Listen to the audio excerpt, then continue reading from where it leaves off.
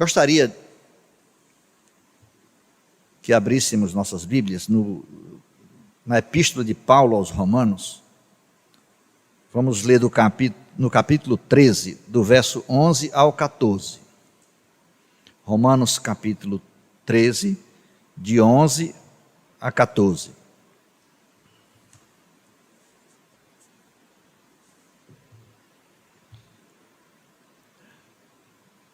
E digo isto a vós outros, que conheceis o tempo. Já é hora de vos despertardes do sono, porque a nossa salvação está agora mais perto do que quando no princípio cremos. Vai alta a noite e vem chegando o dia. Deixemos, pois, as obras das trevas e revistamo-nos das armas da luz.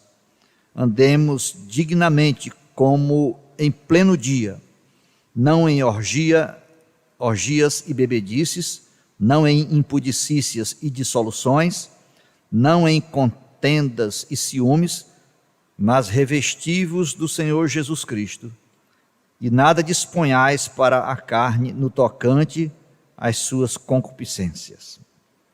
Vamos orar. Ó Senhor nosso Deus eterno, nosso Pai, que nos ama, que nos sustenta, que nos guarda. Senhor nosso Deus, nos aproximamos do Senhor nesta noite, no entorno de Tua Santa Palavra, querendo tocar, Senhor, nas Tuas verdades, e querendo também, Senhor, por outro lado, ser tocados por elas. Senhor, nessa noite, fale conosco pela Sua Palavra. Supra, Senhor, os irmãos que mesmo remotamente estão, nesse momento, ouvindo a palavra, querendo a palavra, precisando da palavra. Senhor, nos socorre com a Tua palavra. Faz com que ela cale fundo em nossos corações, porque nós precisamos dela para empreender a nossa caminhada neste mundo, até aquele dia em que nós estaremos na Tua presença, para nunca mais de lá sair. Em nome de Jesus, nós oramos. Amém. Meus irmãos, a conduta do cristão, enquanto espera o Senhor, é andar na luz. A conduta do cristão, a vida do cristão nesse mundo, está fortemente fundamentada na sua esperança escatológica. O propósito de Paulo, em vários momentos de seus escritos, é justamente estabelecer, como nesse texto, um fundamento escatológico para sustentar uma conduta cristã adequada neste mundo. Então, o que motiva o cristão, o que sustenta o cristão, é justamente a esperança do retorno de Cristo. É justamente a sua esperança escatológica, o elemento escatológico da sua fé. Se nós tirarmos do cristão a esperança da volta de Cristo, se nós tirarmos da fé cristã o elemento escatológico, nós empobreceremos completamente a fé cristã, na verdade, a destituiremos totalmente de significado. E nós iremos cair naquela situação em que Paulo diz que se for somente em Cristo, se for somente para esta vida que nós esperamos em Cristo, nós somos então os mais miseráveis de todos os homens. Então, nós estamos vivendo num tempo em que o mundo está cambaleando como um bêbado. Todas as vezes na história em que o mundo ficou em condições semelhantes aos dos nossos dias, houve por parte da igreja um retorno à esperança da volta de Cristo, uma ênfase à volta de Cristo. Em tempos de dificuldades extremas, como é o caso hoje, a igreja cristã, o povo de Deus, é impelido a voltar-se com mais força, com mais veemência para esse tópico da segunda vinda de Cristo. Alguns podem chamar isso de escapismo, de alienação, mas não. É totalmente legítimo que o cristão, em momentos assim, erga sua cabeça, e pergunte aos céus: será agora que o Senhor vai voltar? Será nos meus dias que o Senhor vai rasgar o céu e descer em glória? Porque é muito justo que o cristão espere assim, porque quando o Senhor subiu ao céu, essa foi a mensagem que os anjos deixaram para os apóstolos. Esse Jesus que dentre vós foi tomado e assunto ao céu, descerá do mesmo modo que o viste subir. Então o Senhor foi, mas ele voltará. E a bendita esperança da sua vinda é um sustentáculo para a caminhada da igreja. Mas enquanto o Senhor não volta, o cristão é chamado a viver a sua fé dentro do tempo. Versos 11 e 12 diz: e digo isto a vós outros, que conheceis o tempo. Já é hora de vos despertardes do sono, porque a nossa salvação está agora mais perto do que quando no princípio cremos. Vai alta a noite, vem chegando o dia. Então, a palavra fala deste tempo presente, deste século presente, desta era presente. Então, esse tempo presente aqui, nós temos aqui o tempo de Deus correndo dentro do tempo, e é dentro desse tempo que nós temos que viver a nossa vida cristã, e é dentro desse tempo que nós precisamos dar uma resposta para Deus. Se você que está ouvindo aí pela internet essa palavra, e você ainda não crê no Senhor Jesus Cristo, então esse tempo agora, esse tempo que está em suas mãos, é o tempo que Deus designou para você dar uma resposta para Deus. E nós crentes também, obviamente. Esse é o tempo para dar uma resposta ao chamado de Deus. Os incrédulos que escutem o Evangelho, que abram seus corações e se rendam a Cristo. E os crentes que ganhem mais do Senhor, que se aproximem mais do Senhor, que pleiteiem mais por santificação e que aumente mais e mais o conhecimento de Cristo e do seu poder. Nós não temos, o tempo não vai permanecer para sempre esperando por nós em nosso benefício. Você me lembra de uma passagem na Bíblia, quando Jesus ia para Jericó, e à beira do caminho estava lá aquele cego Bartimeu, não é? E certamente que Bartimeu já tinha escutado falar a respeito de Jesus, mas naquele dia, quando ele escutou aquele barulho de uma imensa multidão caminhando por ali, ele perguntou, ele indagou as pessoas: o que é que está acontecendo? Que barulho é esse? Que movimento é esse? E disseram: é Jesus de Nazaré que se aproxima. E ele então começou a clamar em alta voz: Jesus, filho de Davi, tem compaixão de mim. E aqueles gritos, parece que incomodaram, irritaram os apóstolos, e eles tentaram calar Bartimeu. Mas Bartimeu cada vez clamava mais, e clamava mais e mais: Jesus, filho de Davi, tem compaixão de mim. Até que a sua voz varou a multidão e chegou aos ouvidos de Jesus, e os irmãos já sabem o desenrolar dos acontecimentos. O Senhor chamou Bartimeu e curou Bartimeu. Mas Bartimeu, naquele momento, ele poderia, até por causa da resistência dos apóstolos, ter raciocinado assim: não, eu vou esperar quando Jesus vier outro dia, com mais tempo, com mais calma, eu poder ter um momento melhor para chamar a atenção dele. A multidão está muito grande, as pessoas estão aqui me repreendendo para mim não falar e tal, mas ele não fez isso e ele fez certo. Sabe por quê? Porque nunca mais Bartimeu se encontrou com Jesus, e Jesus também nunca mais voltou a Jericó. Então o tempo que ele dispunha para buscar o Senhor, para dar uma resposta de fé ao Senhor, foi aquele tempo ali. Então este tempo presente é o tempo que nós temos para viver a nossa vida na presença de Deus. É aqui que nós temos que começar a viver a vida cristã, que irá se estender para além da eternidade. Este tempo presente é um fenômeno que precisa ser explicado. Essa era presente, este tempo presente, que já está mergulhado em alta noite, como diz Paulo, ele está mesclado com a era vindoura. Na dispensação atual, nós temos duas eras caminhando paralelamente: a velha era, a era atual, o momento presente, o tempo presente, o século presente, e a era vindoura. essa era vindoura, foi inaugurada com a primeira vinda de Cristo. Quando Cristo se encarnou, quando Cristo veio a esse mundo, então a velha era foi invadida pela nova era.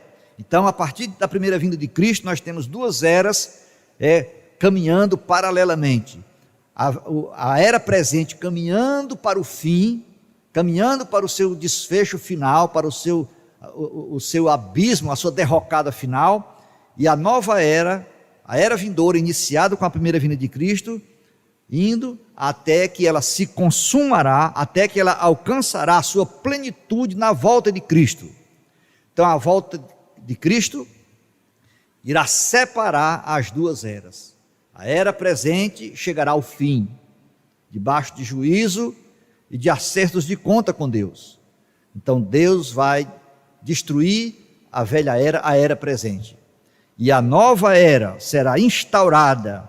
Então este século, esta era, este tempo presente terminará na segunda vinda de Cristo. Por isso que nós temos que, o cristão deve ter cuidado para não se embaraçar com este século e perder de vista a era vindoura. Nós somos advertidos nesse texto, né? E em vários outros. O próprio Jesus disse para que nós tivéssemos cuidado, para que o nosso coração não se sobrecarregasse com as orgias e os cuidados desta vida, e aquele dia viesse sobre nós de assalto, de surpresa, como um ladrão. Então, sendo que nós estamos vivendo num mundo assim, sendo que nós cristãos estamos pendurados entre dois mundos, por um lado nós temos compromissos ainda com a era presente, com a era vindoura, mas por outro lado, nós não somos filhos da era presente, nosso coração está voltado para a era vindoura, nós aguardamos a consumação da era vindoura, com a vinda de Cristo. Então nós estamos, ao mesmo tempo que servimos a esse mundo, que assumimos nossos compromissos com ele, sabemos que estamos nos despedindo dele, de tal maneira que os que usam esse mundo sejam como se não usassem, porque a aparência desse mundo vai passar. Essa é uma garantia das Escrituras Sagradas. Então, sendo assim, o cristão deve ter cuidado para não perder de vista essa realidade, né? Não se comprometer do jeito errado, de maneira absoluta com a era presente, esquecendo-se da era vindoura. Então, como foi, por exemplo, a geração de Noé. Jesus diz que na sua volta mesmo, a geração que vai recebê-lo estará espiritualmente semelhante à era de Noé, a geração de Noé. Eles estarão envolvidos completamente com as atividades pertinentes exclusivamente a esta era, e não irão se dar conta de que uma nova era, ou de que uma era vindoura estava se encaminhando durante todo o tempo da sua vida, debaixo dos seus olhos, debaixo do seu nariz, e eles não perceberam e não perceberão, e no final, quando o Senhor rasgar os céus para descer apoteoticamente com os seus anjos e seus santos, eles serão tomados de surpresa, como o foi a geração de Noé. Também Jesus fala sobre os de Sodoma e Gomorra, que também viveram assim. Eles estavam lá diligentemente empenhados em negociar, em casar, separar, casar de novo, separar, casar de novo, em fazer todas as coisas pertinentes a esta vida, as ilegítimas e as legítimas, mas profundamente, completamente desconectados, distraídos das coisas que iriam vir. De forma que quando Ló advertiu os seus genros de que o Senhor iria destruir Sodoma, eles escutaram aquela mensagem e riram, achando que Ló estava zombando deles, porque não cabia dentro da sua perspectiva tal noção, tal conjectura de que o mundo deles estava passando e que estava irrompendo outro momento, outro tempo, e que eles não estariam inseridos nesse novo tempo. Então o que aconteceu é que eles dormiram a última noite de suas vidas, o sono dos justos, sem nenhuma preocupação, sem nenhum incômodo, sem nenhum desconforto, mas não chegaram a acordar, porque naquela noite o Senhor visitou Sodoma e a destruiu. Alguém pode estar perguntando, mas como é que o pastor sabe que foi de noite? Foi de madrugada, porque bem cedinho Abraão olhou para lá e viu a fumaça subindo. Muito bem, mas isso não é importante também não. Agora, também nós temos outro exemplo. Jesus fala a respeito da semente que caiu entre espinhos, né? As pessoas ouviram a palavra, né? Esse mundo tem os filhos do reino e os filhos do maligno. Então, o Senhor vem e semeia a palavra é semeada. E uma parte daquela palavra é absorvida por umas pessoas que Jesus usa a imagem dos espinhos para decidir o nível de conversão delas. Então aquela semente cai entre espinhos, cresce, mas não tem sol, não tem ar, não tem oxigênio, é abafada pelos espinhos e morre. Então Jesus disse que há uma classe de pessoas que ouvem o evangelho com uma certa alegria, com uma certa satisfação inicial, mas depois os cuidados desta vida roubam delas a semente, e elas não frutificam, e elas não prosseguem em sua busca de Deus, em sua vivência de Deus. E também Jesus se encontrou na sua caminhada terrena com um homem que não tinha senso de urgência. Ele olhou para Jesus, viu a mensagem de Jesus, foi chamado por Jesus para segui-lo, mas ele disse: Senhor, deixa primeiro eu sepultar meu pai. Então Jesus disse, em outras palavras, você não tem senso de urgência. Deixa que os mortos sepultem seus mortos. Você vem e segue-me. Porque, de fato, aquele era um tempo que passava diante daquele homem, e ele tinha que agarrar aquele tempo. Aquele era o tempo em que ele estava sendo chamado para seguir Jesus. Aquele era o tempo que ele tinha que responder. E também aqueles convidados lá do banquete, né? Que o Senhor disse que um homem deu uma festa e convidou muitas pessoas para a sua festa, e no dia da festa mandou lembrá-los: olha, a mesa já está pronta, os bois já foram assados, já está tudo sobre a mesa esperando para vocês chegarem. E cada um apresentou uma desculpa. Quais foram as desculpas? Atividades pertinentes a esta vida. Eu comprei 2 juntas de bois, preciso ir treiná-las. Eu casei e preciso viajar em lua de mel. Eu comprei terras, preciso ir averiguar essas terras. Então, por causa dessas atividades absolutamente legítimas, essas pessoas disseram não, rejeitaram o convite para estar no banquete do rei. E o Senhor então disse que o reino de Deus é assim. Então está tudo preparado, os homens são convidados, o evangelho vem do céu, convocando os pecadores para virem para Cristo, mas eles não conseguem discernir o tempo. Eles estão totalmente distraídos e não têm condições de avaliar o valor daquele chamado, a urgência daquele chamado. Por quê? Porque estão imersos nas atividades desta vida. Então, o verso 11 diz: já é hora de despertardes do sono. Então, essa mensagem é para os crentes. Está na hora de nós despertarmos do sono. Para quê? Para receber a totalidade da nossa herança que se aproxima. Porque a nossa salvação está agora mais perto de nós do que quando no princípio nós cremos. Então, a consumação da nossa salvação está mais perto de nós agora, de tal maneira que isso requer de nós, isso demanda de nós que nós despertemos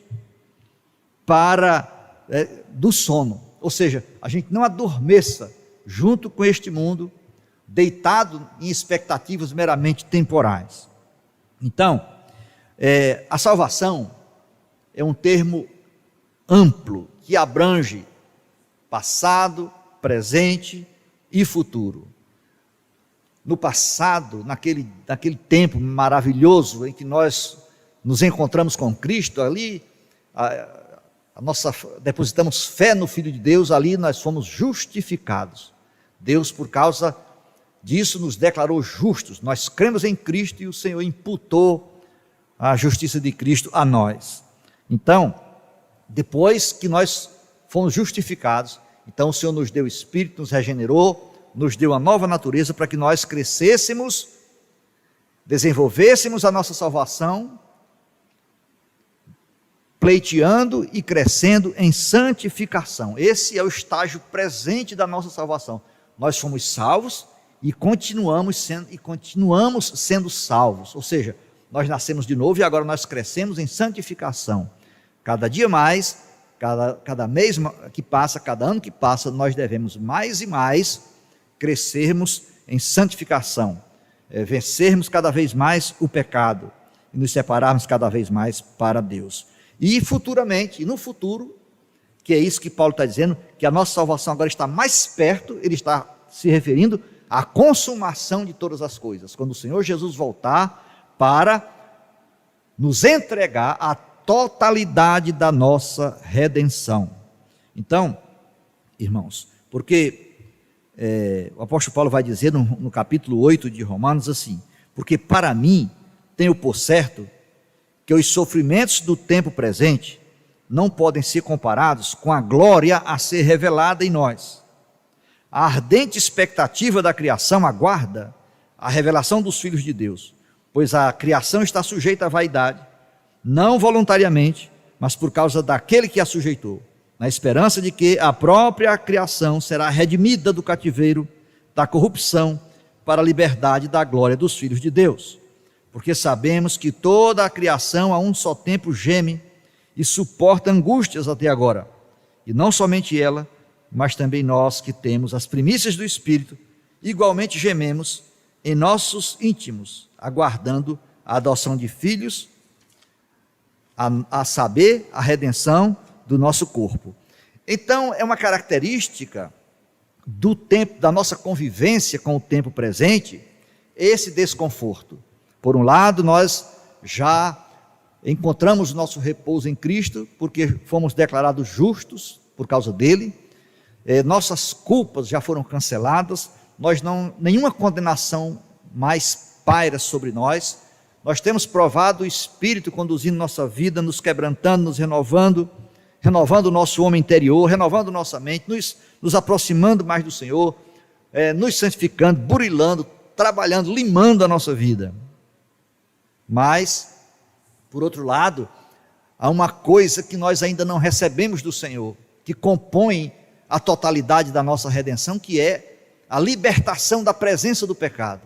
E porque o pecado ainda está em nós, nós caminhamos nesse mundo já desfrutando de certas realidades do mundo vindouro, mas ao mesmo tempo gemendo, humilhados pelo fato de ainda constatar em nós mesmos os vestígios abomináveis do pecado. Ainda está em nós aquele potencial para praticar o mal. Então isso é de fato muito humilhante para nós. Mas a própria criação, ela compartilha conosco dessa inquietude. Em Romanos 8, o texto que eu acabei de ler, diz que a criação aguarda com imensa expectativa a manifestação dos filhos de Deus, porque quando Cristo vier para restaurar todas as coisas, não somente nós iremos receber a totalidade da nossa redenção, mas a redenção atingirá todos os limites do cosmos. A redenção é cósmica, ela atinge a criação também, e a própria natureza sabe que naquele dia ela será libertada do cativeiro, da corrupção, ela será libertada da futilidade que a aprisiona e a impede de desempenhar as funções para as quais ela foi criada. Então, meus irmãos, nós estamos cada dia chegando mais perto daquela cidade que Abraão aguardava. Então, aquele dia, aquele momento, aquele tempo em que o Senhor vai entregar para nós toda a totalidade da nossa herança, está cada vez mais próximo, está cada vez mais perto. Então, naquele dia, estamos cada dia chegando mais perto daquela cidade que Abraão aguardava enquanto peregrinava em Canaã. Abraão passou todo o tempo da sua peregrinação na terra de Canaã, criando seus rebanhos, se relacionando com outros povos, cultivando, produzindo pasto para os seus rebanhos, vivendo uma vida comprometida com o seu habitat, mas ele trazia no coração uma expectativa que nunca permitia que ele se distraísse e fosse atraído, por exemplo, pelas campinas verdejantes do Jordão, como o foi Ló, seu sobrinho. Porque Hebreus capítulo 11, verso 10 vai dizer que Abraão, no seu coração, ele aguardava a cidade cujo arquiteto e fundador era Deus. E Cristo vai dizer em João 8 que Abraão viu o meu dia. Então nós temos um homem que está lá. Abraão guerreou, participou de guerra, Abraão cavou poços, Abraão criou camelos, criou gado, gerou filhos, mas Abraão, ele aguardava, essas coisas não eram suficientes para distraí-lo da grande aspiração do seu coração, que era o dia de Cristo, o dia em que ele iria entrar na cidade, cujo arquiteto e edificador é Deus. Então, irmãos, nós temos maiores bênçãos do que Abraão ainda, porque Abraão viveu antes de Cristo, né? As nossas promessas, nós temos um nível de revelação muito superior ao de Abraão. Abraão não tinha esse livro aqui, desse jeito aqui, 66 livros, a revelação de Deus na minha mão, não é? Mas, então, irmãos, os pontos culminantes da nossa redenção estão todas concentradas na pessoa de Cristo. Ele foi quem ganhou, conquistou, angariou todos os benefícios da nossa redenção. Por isso que nós olhamos para Cristo e, como diz Pedro, nós o amamos sem nunca tê-lo visto.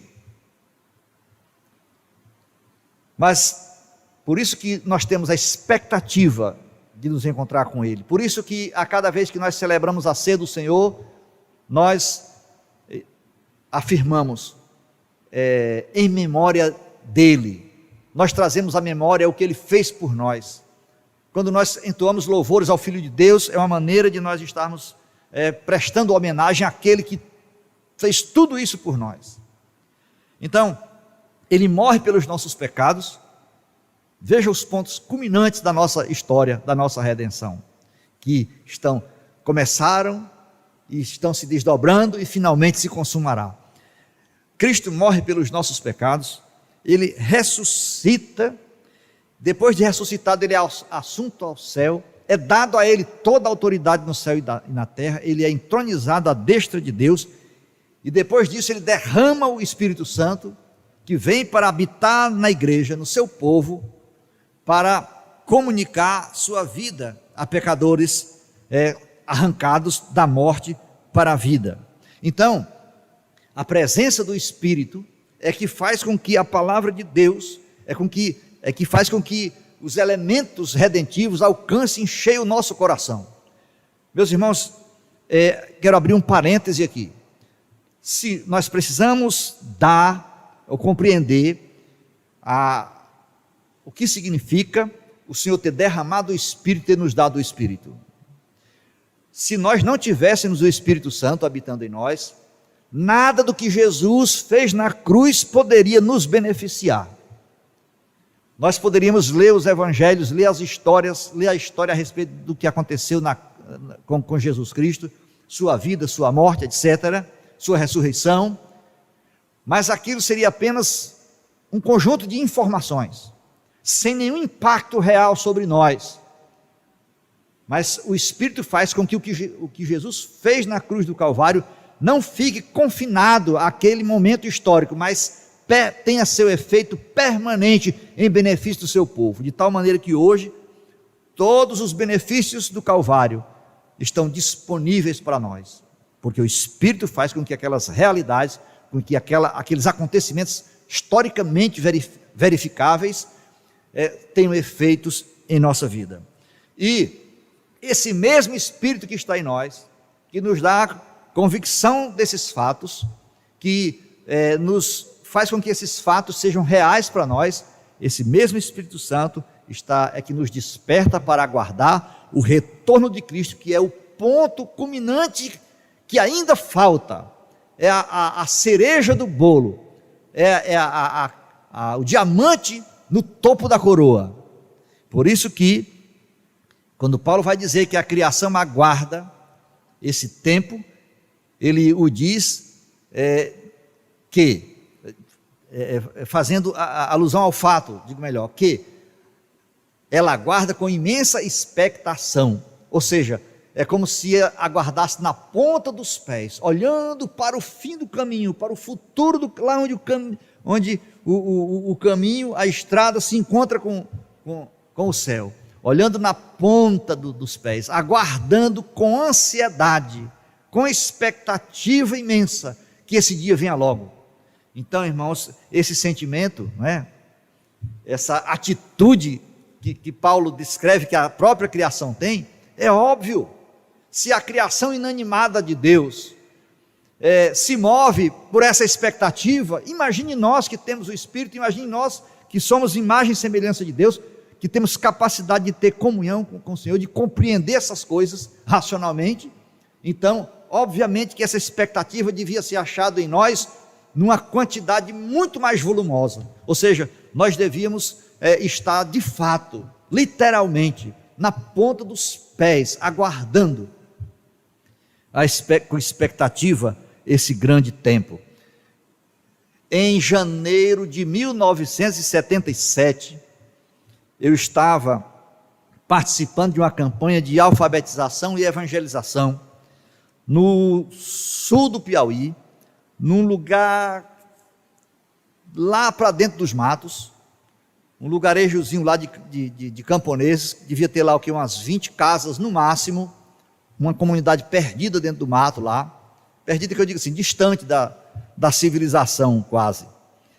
Então chegou o dia de eu vir embora, e eu tinha que esperar vir um carro lá para mim ir embora, e nada de aparecer carro, mas a minha expectativa, minha vontade, a minha ansiedade de voltar logo de viagem era tão grande que eu escutava barulhos e a minha ansiedade fazia com que eu achasse aquele barulho parecido com barulho de motor de carro e saía na porta para ver na estrada se vinha algum carro, e passou um dia e não vê esse carro, e passou outro dia não vê esse carro. Eu já estava, aí quando foi de madrugada, eu estava talvez meia-noite, eu só vi as pessoas batendo na porta. Quando eu abri a porta da casa, estava cheio de gente ali. Olha, tem um carro, está chegando um carro aí. E era de fato um carro, e com que expectativa eu não corri com as minhas coisas e botei em cima daquela carroceria para empreender minha viagem de volta. Pois aquela expectativa acolá que eu tinha, era justamente porque eu estava querendo sair dali, já tinha passado o meu tempo ali, eu tinha que voltar para casa, e quando a gente está fora de casa, a gente quer voltar, e eu cheguei da situação limite, que tudo que meu coração aspirava era voltar para casa. Pois bem, Russell Shedd disse que a morte para o cristão é voltar para casa.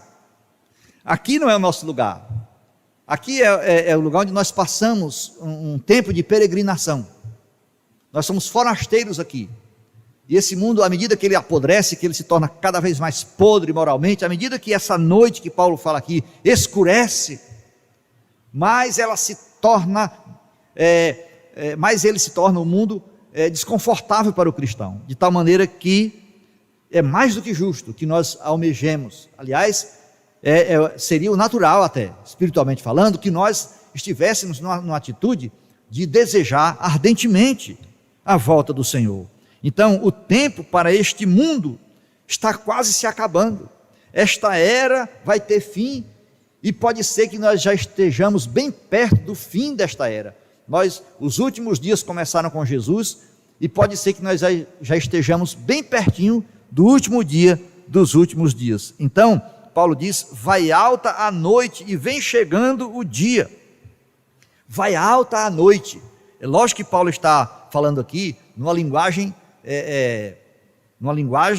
metafórica. Vai alta a noite diz respeito às trevas às quais este mundo está imerso. A Escritura denuncia isso em suas páginas. Este mundo está imerso em trevas. Quando Jesus foi morar na Galileia, a Bíblia diz que aquilo cumpriu uma profecia que dizia que a região que habitava nas sombras da morte, para eles a luz raiou. Então este mundo está imerso em densas trevas. E então, essas trevas, Paulo diz, já estão no estágio de altas horas, alta noite, diz respeito ao seu fim. O momento mais escuro da noite é aquele que antecede o raiar de um novo dia. Então, essa noite já está tão densa, tão escura. É um tempo de cegueira. A palavra de Deus diz em 2 Coríntios 4,4 que o Deus deste século cegou o entendimento dos incrédulos. Então o que nós temos hoje é o quê? É um mundo em trevas, habitado por homens em trevas. Às vezes, irmãos, nós pensamos que as pessoas não se convertem a Cristo porque porque às vezes os cristãos não dão um bom testemunho, porque às vezes nós não fomos tão eficazes em explicar o Evangelho para elas.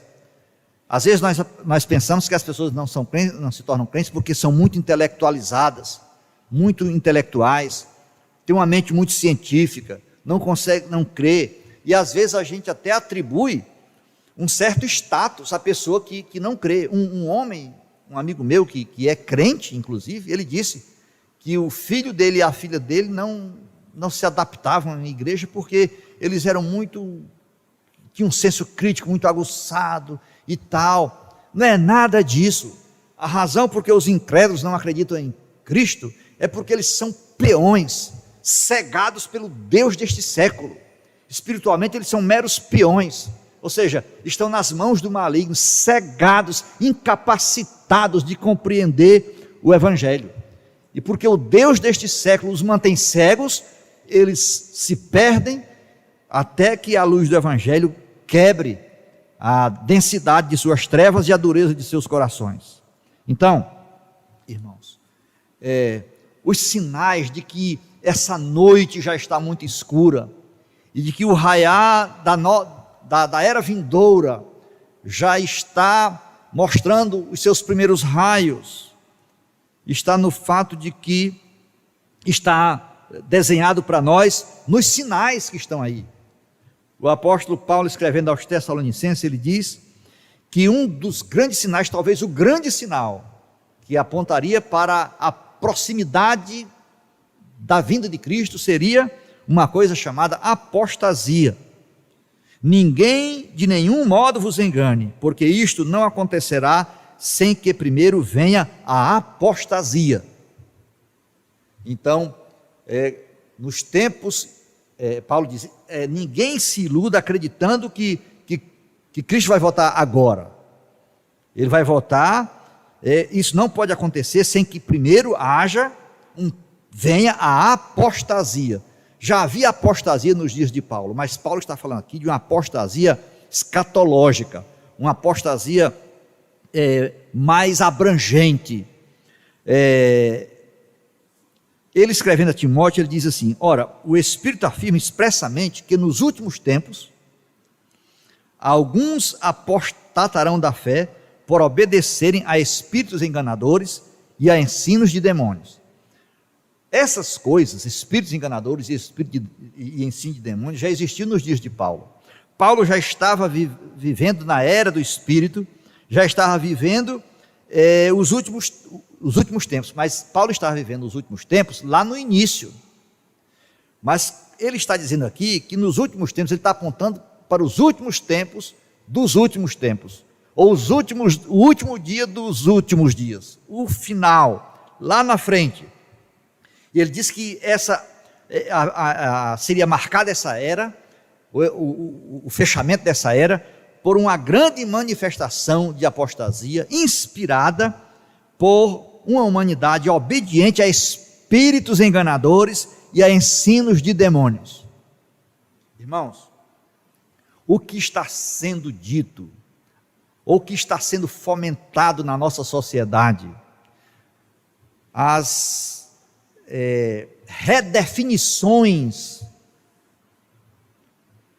das coisas pertinentes a uma vida humana adequada, apontam para o fato de que alguma coisa muito maior do que a meramente humana está por trás de tudo isso. De quem é o interesse, por exemplo, de redefinir o casamento? O casamento instituído por Deus lá no Éden, aquela aliança entre um homem e uma mulher, naqueles moldes determinados pelo Senhor.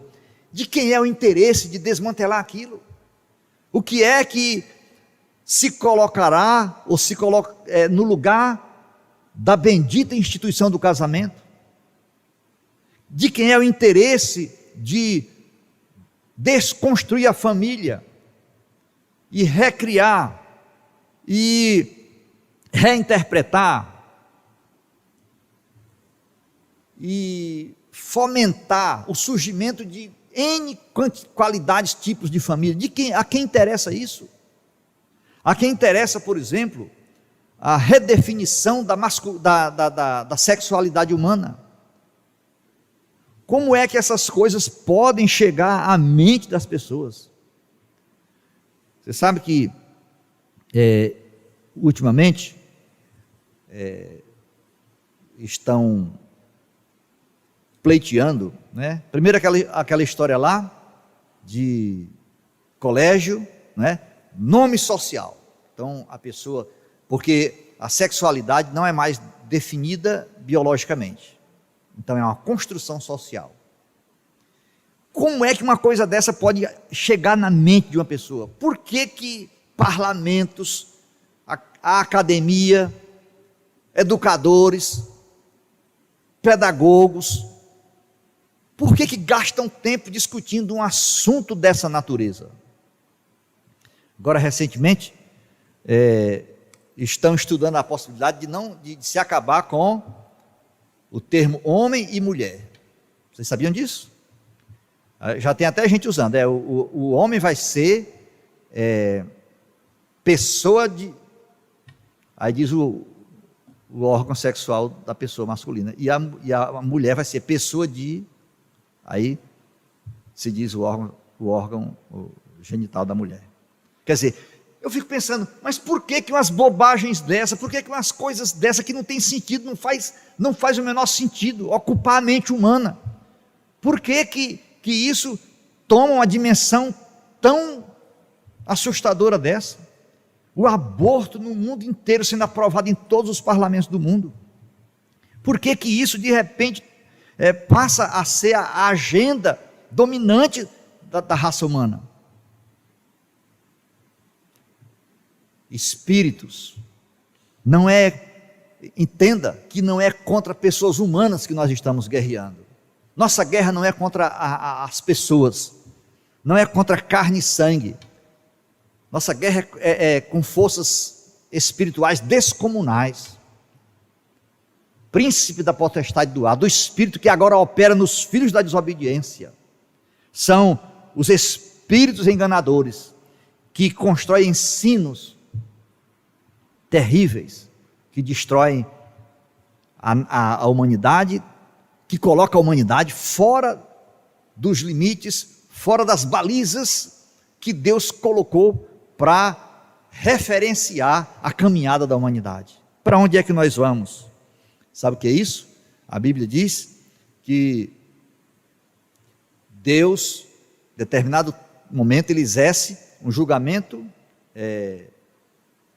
judicial, ele entrega judicialmente as pessoas, digo melhor, a uma disposição mental reprovável, a tal ponto que a pessoa não tem mais a capacidade de julgamento, de discernimento. Toda a luz moral, o discernimento ético é varrido da mente da pessoa, e a pessoa começa a se tornar desvairada em suas concepções. Então Paulo diz: conjuro-te perante Deus e Cristo Jesus, que há de julgar os vivos e os mortos. Prega a palavra, porque haverá tempo em que não suportarão a sã doutrina. Pelo contrário, cercar-se-ão de mestres, segundo as suas próprias cobiças, como que sentindo coceira nos ouvidos, e se recusarão a dar ouvidos à verdade, e se entregarão às fábulas. Teorias científicas que nunca passaram de teorias, são abraçadas pela humanidade com uma tranquilidade impressionante, ao passo que a revelação de Deus é resistida com muita força pela humanidade. Então, irmãos, nós, crentes, nós não estamos mergulhados nessas trevas. Sabe por quê? Porque o Espírito de Deus habita em nós. Então, a humanidade se divide em duas categorias: os que estão habitados pelo Espírito e os que não estão habitados pelo Espírito. Os filhos do reino e os filhos do maligno. A igreja de Deus é habitada pelo Espírito de Deus. Ora, o Espírito já nos deu tudo. Por isso que nós temos capacidade de caminhar com luz, mas ainda não recebemos tudo. Nós temos a garantia e a certeza de que temos tudo, mas ainda não recebemos tudo. Nós só vamos receber tudo quando o Senhor voltar. Por isso que nós aguardamos a volta do Senhor com expectativa. Por quê? Porque naquele dia que nós vamos receber tudo. E esse tudo implica em quê? Primeiro, nós receberemos uma terra, uma nova terra. Deus vai purificar essa terra com fogo, vai restaurar essa terra, vai fazê-la um habitat num estado de absoluta perfeição, e vai, por outro lado, também nos transformar, de tal maneira que nós receberemos um corpo de ressurreição semelhante ao de Cristo, e nunca mais poderemos pecar. Seremos uma raça, uma nova raça, não é? Um novo homem criado em Cristo Jesus, sem nenhuma possibilidade de pecado, para habitar numa terra sem nenhum vestígio da queda. Então, isso é o que o Espírito vai nos dar, o que Deus vai nos dar quando da volta do Senhor. Nós já temos nas nossas mãos a primeira parte da nossa herança, o penhor da nossa herança. Qual é o penhor da minha herança? O Espírito que Deus já me deu, o Espírito que habita em mim, o Espírito que testifica com o meu Espírito que eu sou filho de Deus. Então, esse Espírito que habita em mim, que testifica que eu sou filho de Deus, me dá a garantia de que, se Deus me deu a primeira parte do seu reino, se Deus me deu a primeira parte da herança de seu filho, então Ele vai me dar o restante. Ele não iria me dar a totalidade de uma herança se Ele não me desse a primeira parte. Também não me daria essa primeira parcela se não tivesse a intenção de me dar as outras parcelas. Então, irmãos, até lá, o dia em que essas coisas se consumam, nós somos chamados a viver um jeito cristão de existência.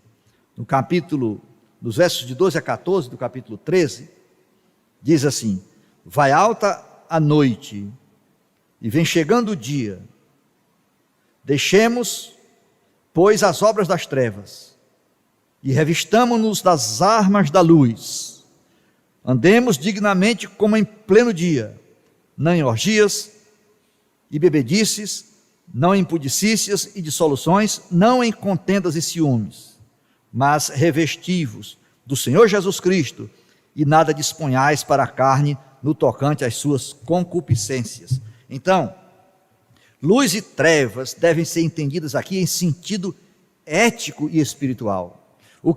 À luz de tudo isso, o cristão precisa deixar as obras das trevas. Nós não temos necessidade de nos curvarmos diante das trevas, diante do fascínio desse mundo encantado, dessa era encantada. Nós não temos nenhum motivo para fazer isso. Por quê? Primeiro, porque as promessas que nós temos são muito grandiosas, muito gloriosas. E segundo, porque a noite já está alta, o tempo de a gente receber essa herança já está muito próximo. Então nós precisamos deixar as obras das trevas, se revestir das armas da luz e andar dignamente, buscando o Senhor, para que nossa vida, nesta terra, até o dia que nós iremos nos encontrar com Ele, nós, pela nossa morte ou pela volta dEle, que nós andemos em novidade de vida enquanto esse dia não chega.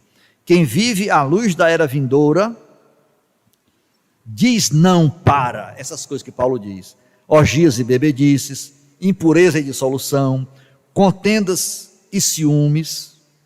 Quem quer andar na luz não supre a carne no tocante às suas concupiscências. Interessante que nós temos uma guerra, nós travamos uma guerra. Por um lado, nós temos uma guerra de alta dimensão, aquela que nós travamos contra os príncipes das potestades do ar, contra os espíritos, não é? Aquela luta que Paulo fala em Efésios, capítulo 6, contra potestades espirituais, não é? Então, mas por outro lado também nós temos uma luta contra nós mesmos, a luta contra a nossa carne. Por isso Paulo vai advertir, no verso 14, nada disponhais para a carne no tocante às suas concupiscências. Então nós não devemos alimentar a nossa natureza caída. Nós não devemos atender às suas reivindicações.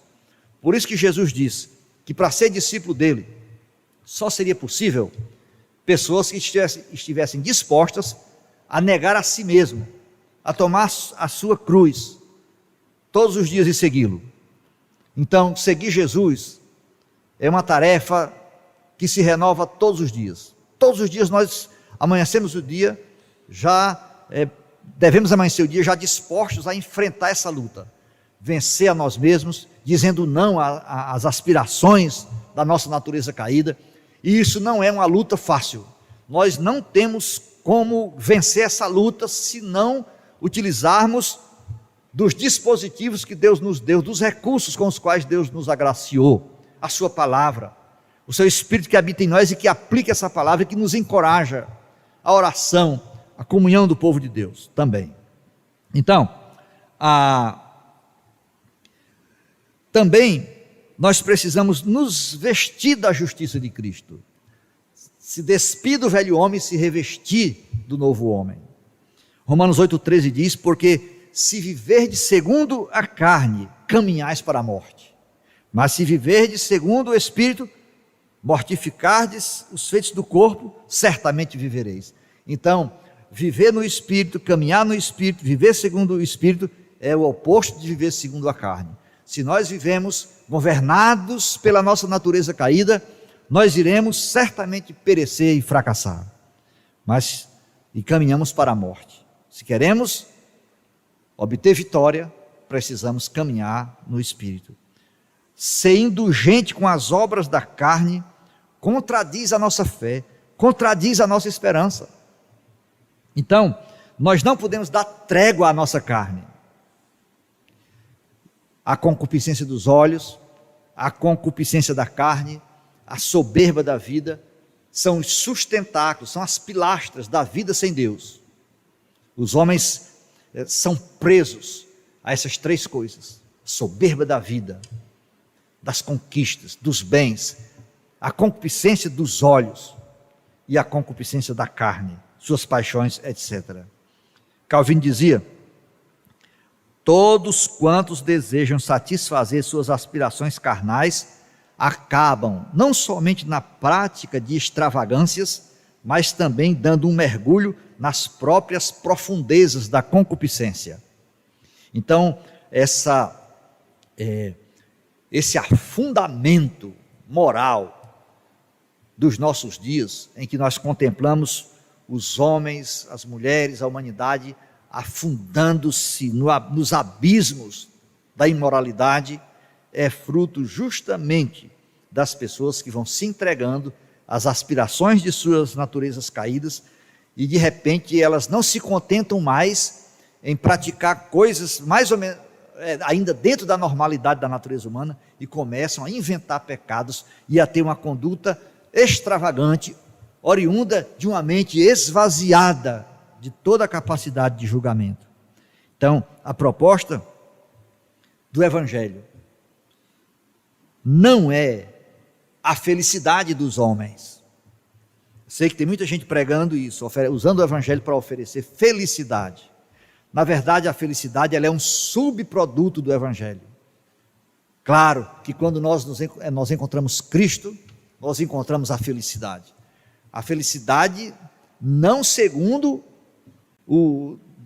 as definições que o mundo dá para a felicidade, mas a verdadeira felicidade, a verdadeira bem-aventurança, nós encontramos quando encontramos o Senhor. Essa felicidade ela é desfrutada no meio da dor, no meio do sofrimento, no meio de angústias, no meio de qualquer obstáculo, e também desfrutada em tempos de bonança também. Mas a proposta do Evangelho é a nossa reconciliação com Deus. O homem está sem Cristo, apartado de Deus. Nada pode resolver o dilema dele. Não há nenhuma resposta para os anseios do coração dele. A conta não fecha. A vida não se equaciona sem Cristo. Por quê? Porque o homem não reconciliado com Deus, ele não tem possibilidade de ter paz.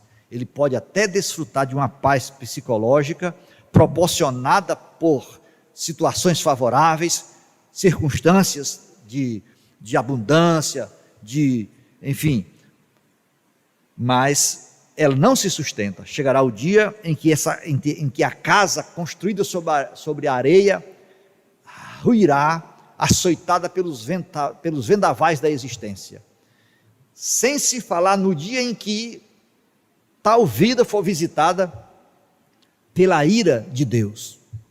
Então a vida humana não tem como ser sustentada de pé fora de Cristo. O homem não pode permanecer de pé, não permanecerá de pé definitivamente, se ele não se reconciliar com Deus. A Bíblia diz: se Deus é por nós, quem será contra nós? Mas o contrário disso também é verdadeiro. Se Deus for contra nós, e se Deus for contra nós? Então Deus está contra o homem até que o homem se reconcilie com Ele. Então, esse tempo, essa fase é passada na vida do cristão. Nós já temos paz com Deus, já fomos reconciliados com Ele por meio de Cristo. Estamos caminhando, andando em santificação, querendo conhecer mais e mais e mais de Cristo. Deus tem nos dado todos os recursos necessários para que nós vivamos uma vida de piedade, uma vida piedosa, uma vida de maturidade cristã, uma vida que alcança o crescimento em santidade. Mas a volta do Senhor é indispensável. Sem a volta do Senhor, tudo fica aquém das nossas necessidades. O Senhor precisa voltar para nos dar o que ainda resta, para nos dar a totalidade da sua presença, inclusive. Enquanto estivermos neste corpo, nós não poderemos ver o Senhor. Estar no corpo é estar ausente do Senhor, no sentido de que nós não podemos vê-lo. Por mais que nós oremos, por mais que nós leamos a sua palavra, por mais que nós nos consagremos a Ele, por mais que a nossa vida cristã seja adequada aos seus olhos, nós estamos impedidos de vê-lo. Portanto, quando o Senhor voltar, então naquele dia, já fora desse corpo, já habitando num corpo ressurreto, nós iremos vê-lo face a face. O Senhor vem e a sua volta marcará a inauguração de uma sociedade de novo tipo, que não se parece em nada com a sociedade atual, no que diz respeito aos aspectos de fraqueza, as marcas do pecado. O mundo atual, a sociedade atual, não podemos negar que há momentos de alegria, de prazer, de realização, mas são momentos fugazes. A grande marca da humanidade no seu estado de queda, no seu estado atual, é a fragilidade. A pandemia veio mostrar para nós o tamanho, a enormidade da nossa fragilidade. Um vírus que não pode ser nem visto a olhos nus. Está nos colocando de joelhos, está nos humilhando, matando pessoas que nós amamos, infelicitando vidas, destruindo o mundo, afligindo a humanidade. Isso mostra quão frágil é a nossa existência nesse planeta caído. A violência, a velhice, as doenças, os cemitérios, os presídios, os hospitais, tudo dá testemunho de que o mundo, de que o homem não está do jeito que ele deveria estar, que esse mundo não está do jeito que deveria estar. Deus não criou o mundo desse jeito, Deus não criou o homem desse jeito. Aconteceu uma coisa que fez com que o mundo se tornasse assim, que fez com que o homem se tornasse assim, foi a queda. Então a queda trouxe para nós, enquanto raça, e para o nosso habitat, o nosso planeta, a maldição de Deus, de formas que nós podemos encontrar vestígios dessa maldição em toda parte. Basta olhar para nós mesmos, o nosso próprio corpo dá testemunho disso, né? Embora que espiritualmente o Senhor vá nos renovando interiormente, mas o nosso corpo, ele vai se deteriorando. Cada ano que passa, ele vai se tornando mais deficiente, mais suas fraquezas se mostram, se revelam. E nós olhamos para a criação, é a mesma coisa. Tudo manifesta a presença da queda. Então, essa sociedade humana, como nós a conhecemos, terminará ali, quando o Senhor voltar, ao soar da 7ª trombeta. Este mundo passará a ser governado pelo Senhor Jesus Cristo. Quando a 7ª trombeta soar, o 7º anjo tocar a trombeta, vai se ouvir no céu grandes vozes dizendo: o reino do mundo se tornou de nosso Senhor e do seu Cristo. Ele reinará pelos séculos dos séculos.